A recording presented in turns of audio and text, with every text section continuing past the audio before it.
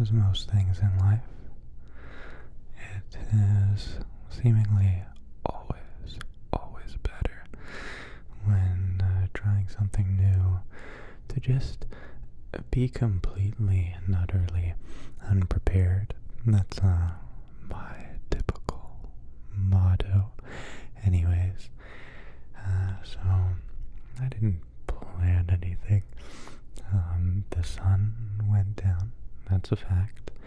I can almost guarantee it. Hopefully, you can still see it right behind me. And I keep getting requests to do this, and I keep only watching videos where other people speak like this in videos as well. And that's almost blasphemy at this point that I haven't made all of my videos in this exact here manner. Because that's really what it is. It takes a certain kind of talent and ability and belief and practice, or personality to talk and whisper like this from one side to the other side. Yes, that's definitely the way that I would like it to be portrayed. Now, most people won't understand me when I say this, and it's a little bit personal. I mean, if we're being honest, it's a little bit personal. I freaking love this bed. It is a twin-size bed that I did not pay for. It came gratissimo, absolutely gratissimo, with this apartment. It's a new bed, and with the protective little case on top of it, so I don't have to worry about any potential miscreants hiding out inside the soft mattress. I bring this topic up, you see. I don't usually talk about these kinds of things, so I bring this topic up because I've slept more or less on the same bed since I was a little boy. My parents, they got me a very good bed, but then never upgraded it as I got older. You see, my feet would dangle off the end of said bed. Oh, hello, stomach. Yes, good times. And, well, that bed was really good at first, and then over time I found that,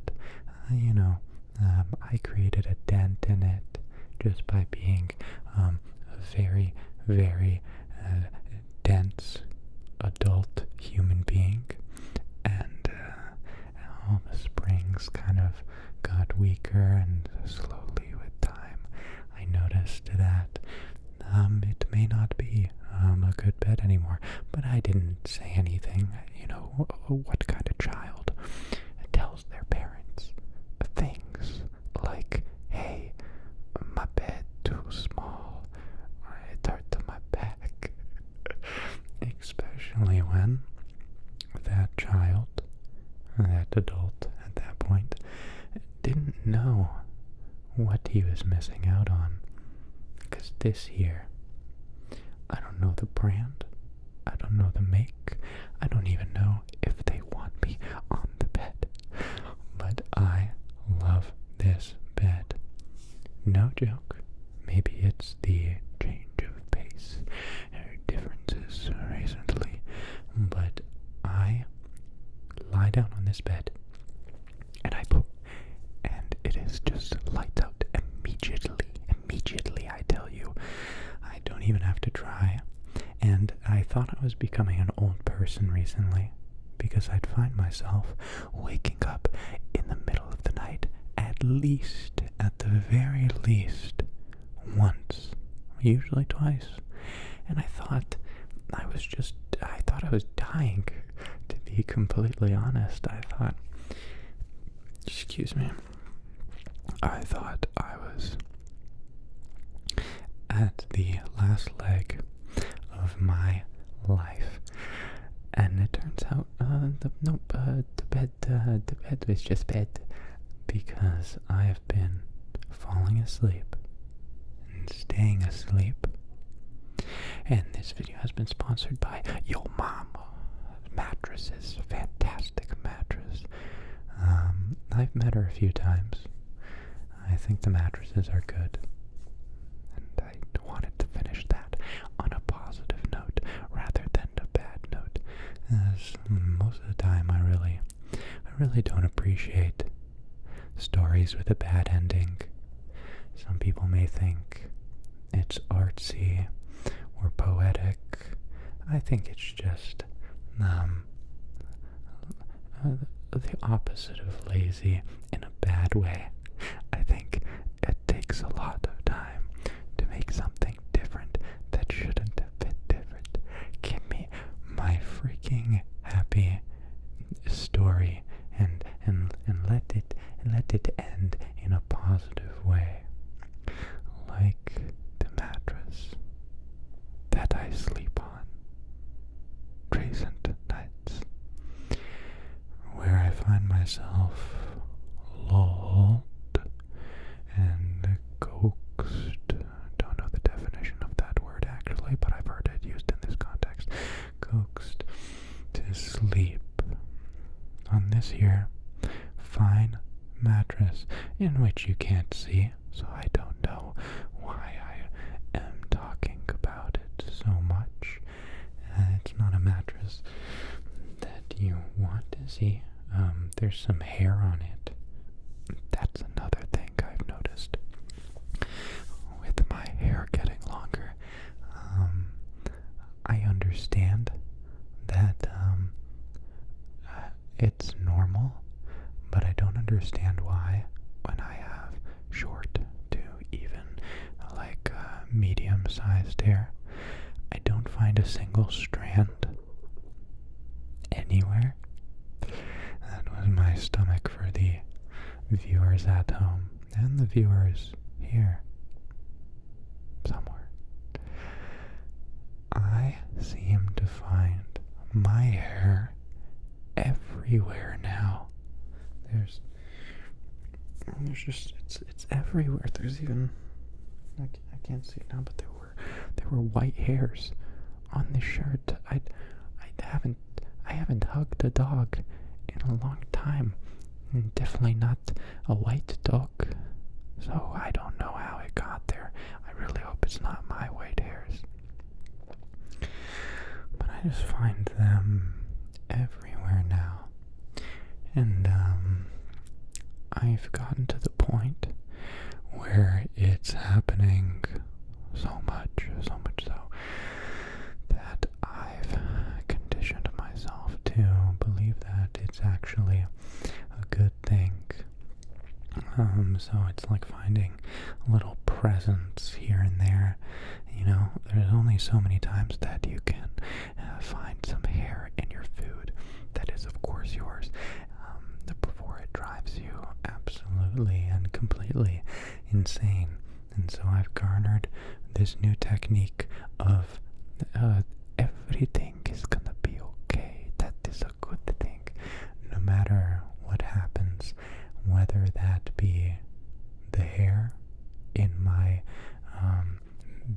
BLT sandwich, or the person who cut me off and then acted like it was my fault and swore at me from their car on a Tuesday afternoon, just because I guess that's the headspace that they were in. And I also learned over the years, I'm just reminded of this, I always thought it'd be really cool if someone was getting really mad for no reason, if you just laughed like smiled and laughed, and I swear I did it really peacefully and friendly kind of way, where like what's going on? Why are you so mad? Kind of laugh. But so far, 2 out of the 3 times where I've laughed when somebody's been really, really angry for no reason, it's ended poorly. It's made it much worse, I should say. So in the future, don't live your life through one scene you saw in a TV show or a post on Reddit, because the truth is, nobody can tell you what to do in every single moment of your life, as every moment is unique. I usually find myself having these unique moments. One really that approaches me now, where I'm finding myself absolutely stifling. I say that word in all of my videos. Nobody's noticed yet. I'm stifling a little tiny, like the smallest burp, because I drank a lot of bubbly drink, and I just have to push it down. You know, you just take it and you push it all the way down until it's not really a problem anymore, because it's out of the picture.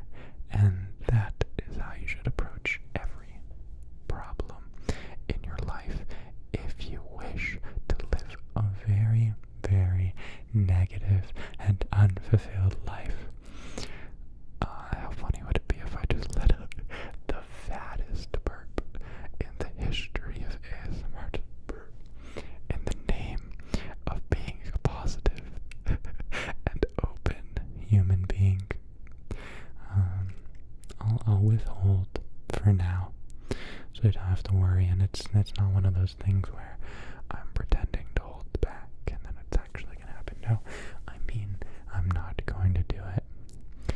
So you can really relax, at least regarding that rather grotesque topic that I've now introduced into your life. I'm really sorry. I shouldn't have introduced that topic. But as most things, I do believe that we are human, and it's okay. It really is okay to make these kinds of statements and questionable things. That's the point of living.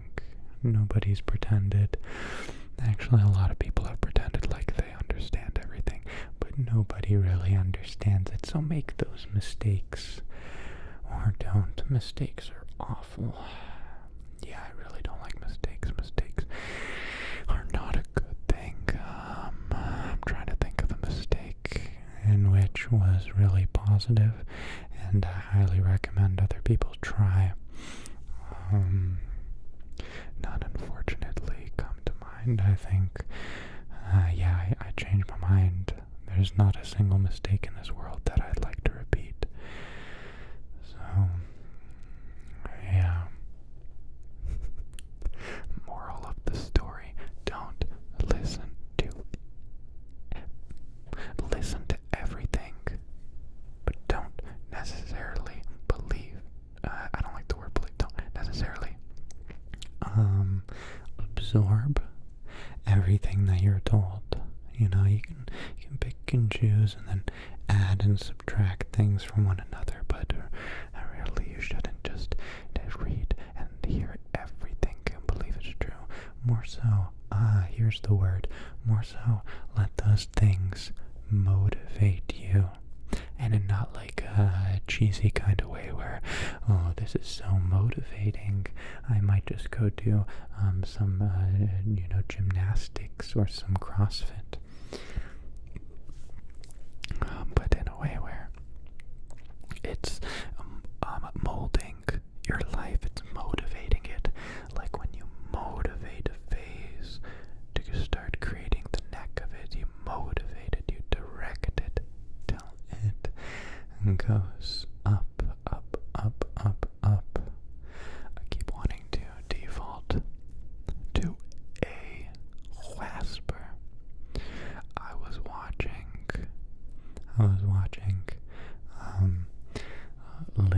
ladies on the screen that you can see to my left, your right, or I actually don't know how cameras work, so maybe it's both our left or neither our left.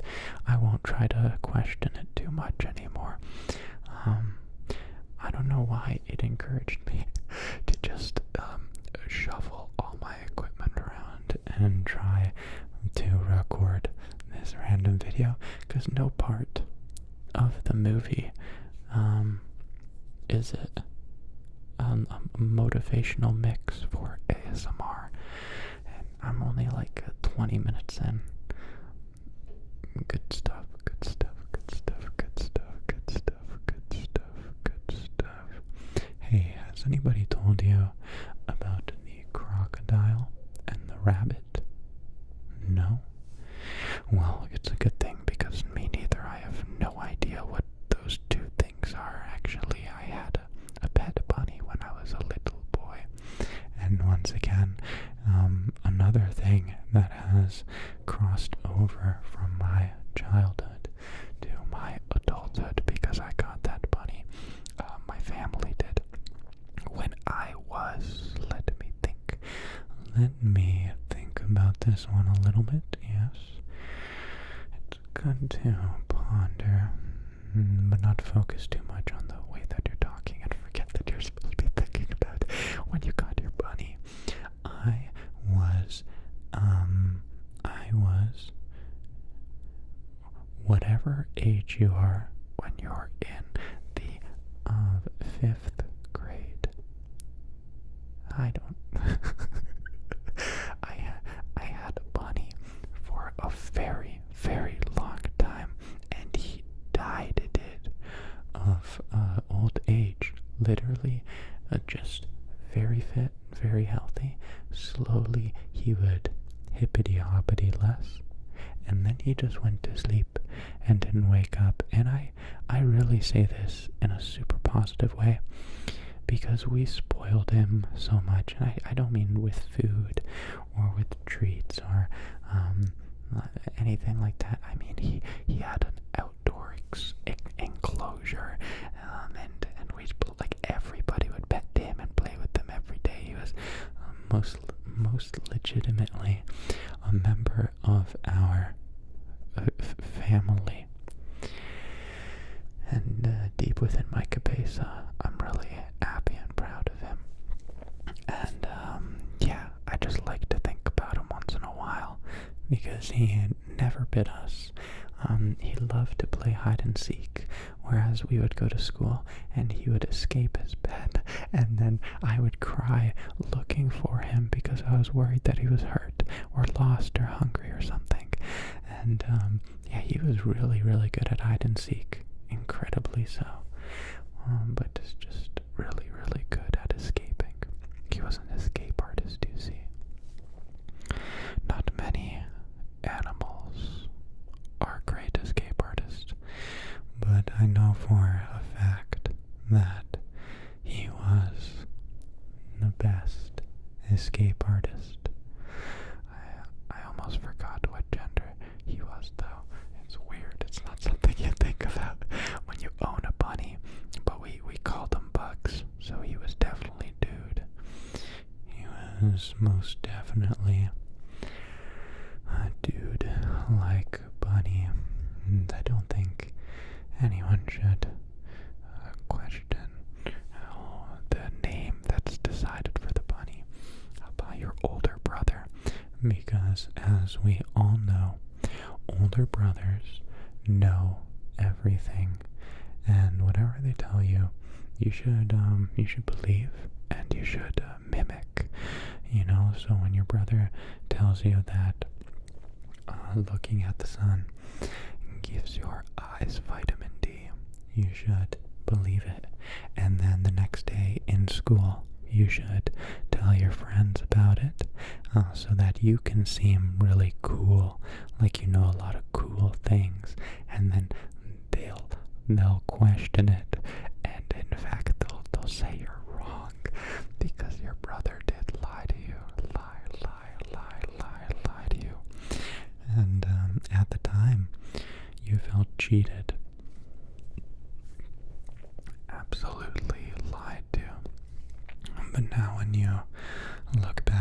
you can tell he was doing the most brotherly thing you could ever ask for from any brother. Truly, he was a TV character of a brother, which is ideal. Like, I couldn't have asked for anything better in that sense. And not many scents that I find these days, though. It's too bad that they is outlawed the correct term. I think I'll go with it when they outlawed the use of, or the production, I should say, of pennies, which is odd. You know, you could still use the penny if you had it, but they weren't going to be making any more, and the banks, I guess, were going to be giving them to the government. The banks were going to be giving them to the government to be destroyed and melted down into something else. I wouldn't look into that too much. I just wholeheartedly believe what I'm telling you right now at this moment. I think that's exactly what they did. But what I'm getting at is, in the wonderful world of Canada, when they outlawed the penny, I remember before that I would find pennies everywhere, you know, and I'd pick them up, and I collected pennies for quite some time, for longer than was probably socially acceptable, especially since I wasn't collecting them because they were old. I was collecting them because I liked that other people had them, that like a lot of people had them, and now that they were lost, it's like the penny's only job is to be amongst people, and then by me continuing that, I felt like I was saving the pennies, and I put them all together, and then they were my pennies. And I noticed pretty much immediately after they outlawed the pennies, they were gone. Couldn't even find them on the black market. I would never, ever, ever, after that moment, find them lying on the ground, in the streets, on the buses. I couldn't find them anywhere. I swear, it's crazy. Maybe actually I just got older and wasn't looking for pennies anymore. The greatest day of my life was when they had a penny drive. Did your schools do this as well?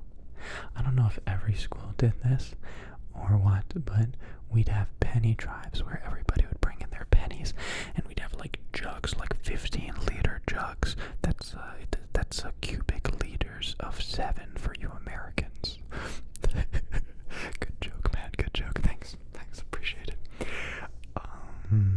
But yeah, so we'd bring in these pennies, and I hoarded mine.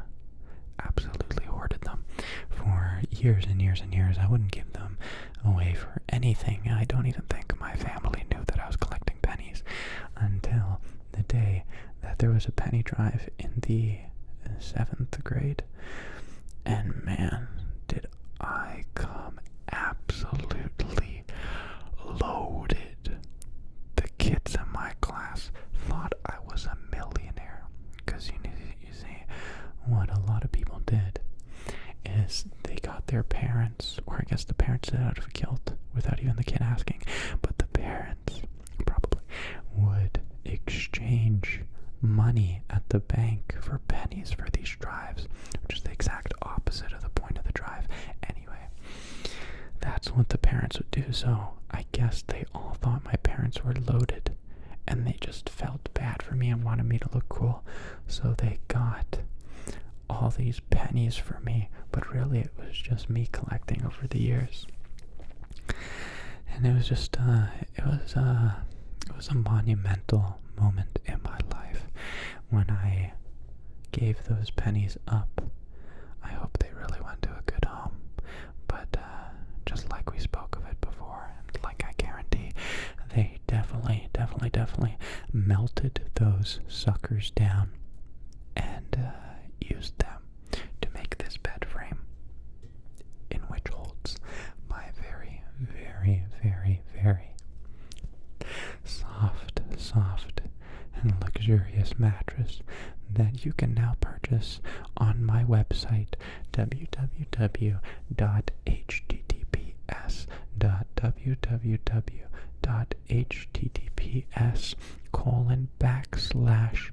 and that's it. That's the end of that. That's type it and you'll find it. I promise.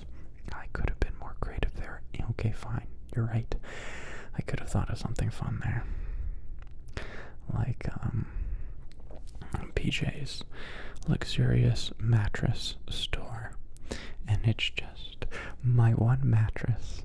And you can't buy it, but you can observe it and bask in its presence. I'm sorry, I don't make the rules, except in this case, where I, in fact, did. And that's the rule. That's the rule. I've been doing this thing lately that I recommend all ASMR artists do. It's a very, very freeing thing that you can apply to any aspect in your life, really. And it's to remove things that are not necessary. So when I said that, it'd be a very good thing for ASMR artists specifically to try.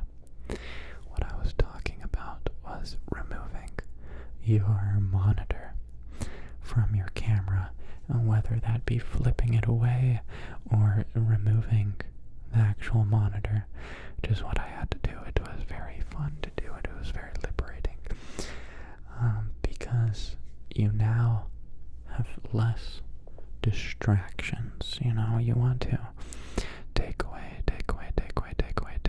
distractions. But get ready, and this is a big but.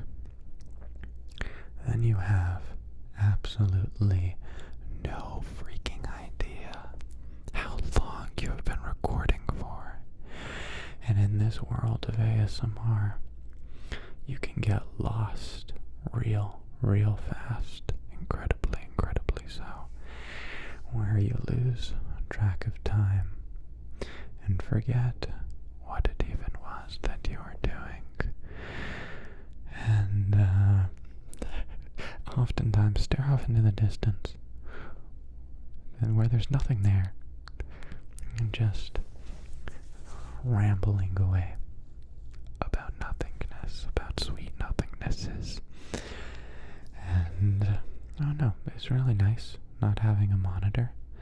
I had this constant, like nobody wants to see themselves or hear themselves when they make ASMR, or really anything, I believe. At least that's how it's like for me. It was always the worst thing, but I thought like, that's like what all YouTubers did.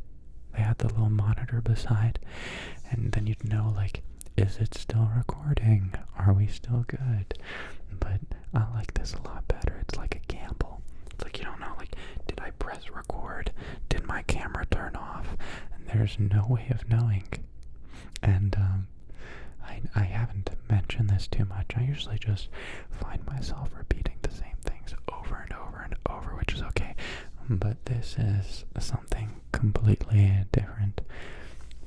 You see, I forgot what I was going to say. It's absolutely lost on me. It's on the tip of my brain, and by that I mean it is tipped off of my brain and fallen face first onto the ground. Yes, a beautiful thought it would have been indeed. Something that I've never said to you. A new thing. Yes. If only there was a way to store these things in a place where I could recite them in the future, or at a later time. You can't really recite things in the future, can you? Or am I just grossly misunderstanding the term future? I grossly misunderstood my reaction to fizzy drinks when I was a child. I've said that 4 times. times in this video now. You're gonna have to drink water every single time I say that. So, when I was a child,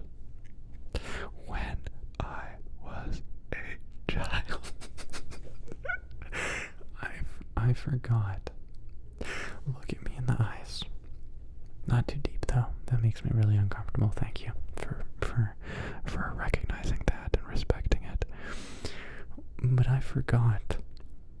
But once again, what I was gonna say, and it's not even that late. As you saw, the sun went down in the beginning of the video. Is it still down? Oh, it's very much so down. That sun is gone.